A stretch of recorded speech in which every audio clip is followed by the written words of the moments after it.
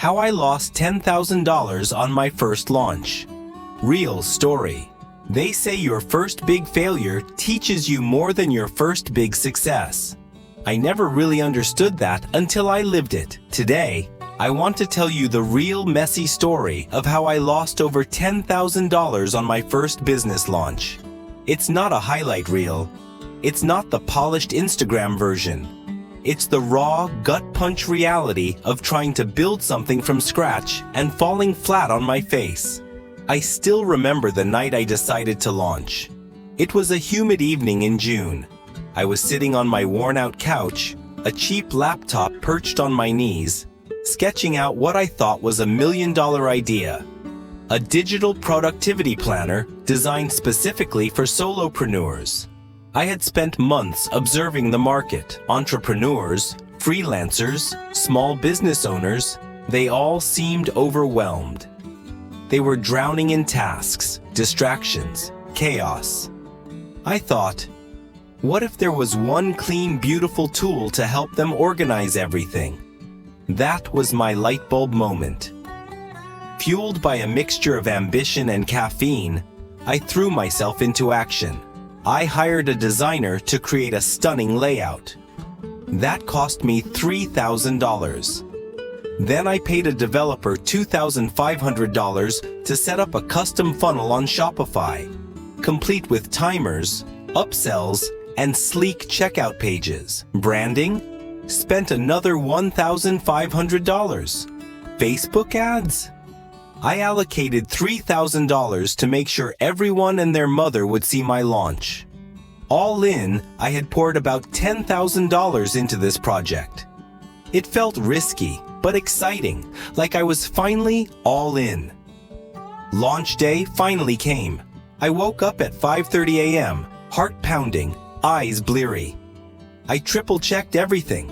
Landing page? Perfect. Email sequences? Scheduled. Ads? Ready to go. I hit publish. Then I waited.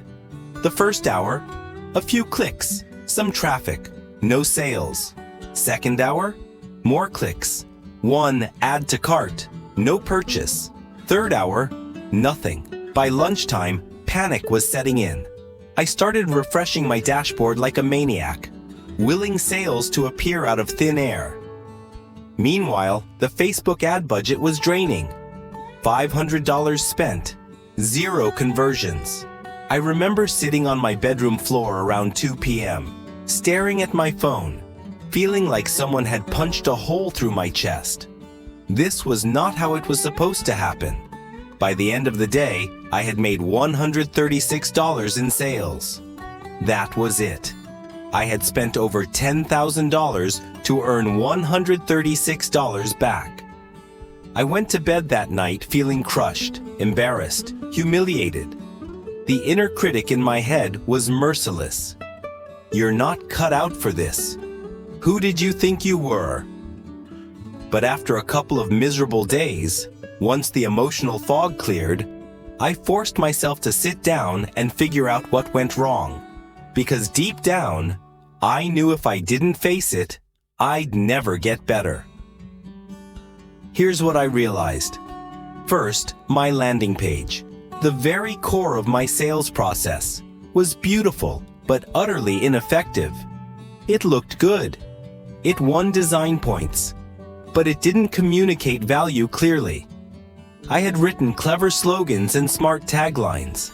What I hadn't done was answer the most important question every buyer subconsciously asks: what's in it for me? Second, I hadn't validated my product. Not really. I thought I had. I had asked a few friends, taken a few polls in Facebook groups, but I never actually pre-sold it. I never got real money from real customers before building. Third, my Facebook ad strategy was laughably naive. I had targeted entrepreneurs 25 to 45 years old, thinking that was specific. Spoiler alert, that's basically half the internet. I had no niche, no real persona, no tailored messaging. Most painful of all, I realized I had built a product I thought people needed, not a product people were actively begging for. The more I reflected, the more humbling it became. I hadn't launched a business. I had launched a guessing game. But here's the thing about failure. It leaves clues. If you're willing to swallow your pride and study the wreckage, you'll find blueprints for your comeback. I spent the next month doing what I should have done from the beginning. I started talking to real customers, not my friends, not survey participants. Real people who were struggling with real problems. I asked better questions. I listened without trying to pitch. I started hearing patterns. People didn't want another planner. They wanted a system that integrated planning with accountability, with coaching, with community support. Armed with those insights, I scrapped my original product. I rebuilt from scratch. I launched a simple, no-frills beta version. I emailed 50 people personally. I charged a modest fee up front. This time, 23 people signed up. $1,150 in pre-sales. It wasn't glamorous. It wasn't viral. But it was real. That tiny validation gave me the confidence to improve. Over the next 6 months, I iterated, listened, improved. Eventually, that little seed grew into a real business that crossed 6 figures. Today, people see the success and think it was overnight. It wasn't. It was born from a $10,000 punch to the gut. And now, whenever someone asks me, "What's the best business advice you can give?" I don't talk about growth hacks or ad strategies. I say, build with people, not just for them. Clarity beats cleverness every time.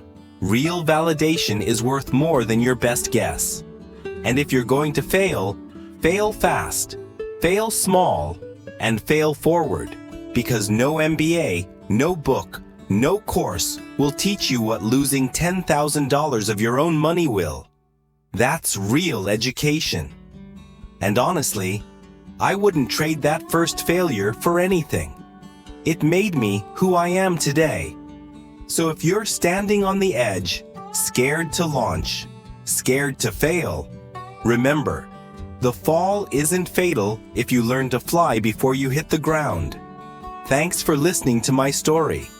If it helped you, even just a little bit, I'd love for you to drop a comment below. Share your first big failure. Trust me, you're not alone. And if you're ready for the next part of my journey, where I turned that $1,150 beta launch into a $100,000 business, stick around. The next video is coming soon. Let's build smarter, let's fail better, and let's keep going.